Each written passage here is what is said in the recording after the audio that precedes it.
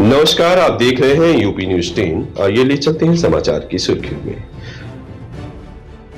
जनपद आजमगढ़ में संभावित आपदा आपात परिस्थितियों में प्रभावी ढंग से निपटने की तैयारी के तहत पुलिस लाइन पर्सन में बुधवार शाम ब्लैक आउट करके मॉक ड्रिल का आयोजन किया गया। निर्धारित समय पर पूरे परिसर की विद्युत आपूर्ति बंद करके वास्तविक आपात परिस्थिति जैसा वातावरण तैयार किया गया, जिसमें सुरक्षा व्यवस्था प्रतिक्रिया का समय का आकलन कर सके।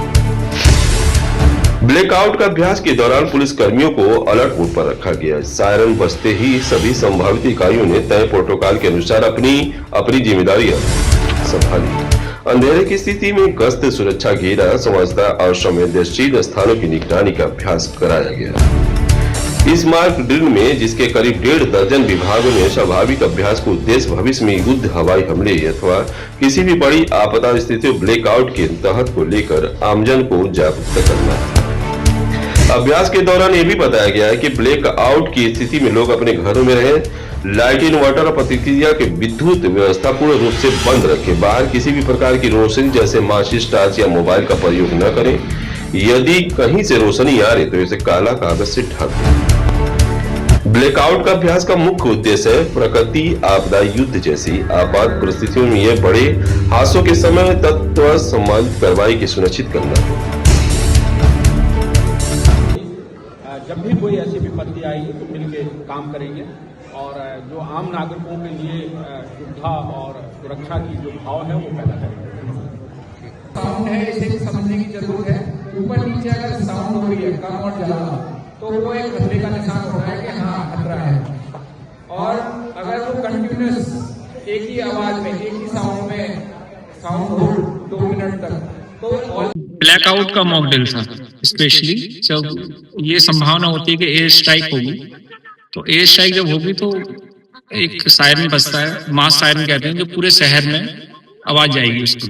जो भी 2-3 सायरन हम पूरे शहर में लगा के रखते हैं, और जब वो सायरन बजेगा तो सभी लोगों की जिम्मेदारी होती है और एडमिनिस्ट्रेशन की जिम्मेदारी होती है कि वो ब्लैकआउट करें पूरी बिजली व्यवस्था जो है उसको। जब इवन इन्वर्टर से जो लाइट जलेंगी उनको भी बंद करना आवश्यक होता है, जिससे कि ये आभास ना हो कि यहाँ कोई पब्लिक रहती है नीचे, या कोई शहर है या कोई घर है।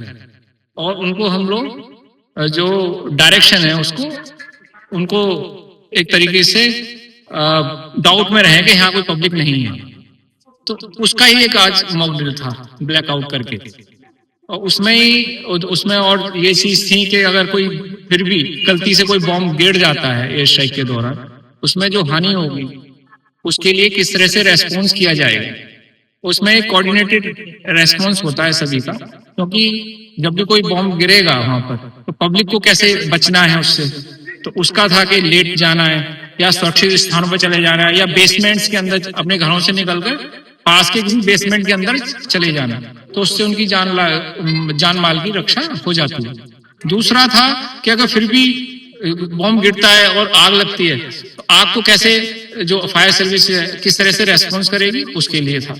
उस अगर घटना के दौरान कोई बिल्डिंग कोलैप्स हो जाती है, उसमें जो इंजरी होंगी उन लोगों को निकालना होगा बिल्डिंग से, कोलैप्स बिल्डिंग से, तो उसमें कैसे कोऑर्डिनेटेड एफर्ट होगा सभी एजेंसीज का, जिसमें सिविल डिफेंस का भी उपयोग था, एनसीसी का भी उपयोग था, जो स्क्वाड गार्ड्स होते हैं उनका भी था, और आम पब्लिक का भी था। तो उनको किस तरह से फिर उसके निकाल के किस तरह से मेडिकल सर्विसेज का इस्तेमाल होगा, एम्बुलेंसेज में किस तरह से भेजा जाएगा, कहाँ पे उनका इलाज होगा, वो सब चीज का एक कोऑर्डिनेटेड एफर्ट्स के लिए आज हमारे द्वारा मॉक ड्रिल की गई थी।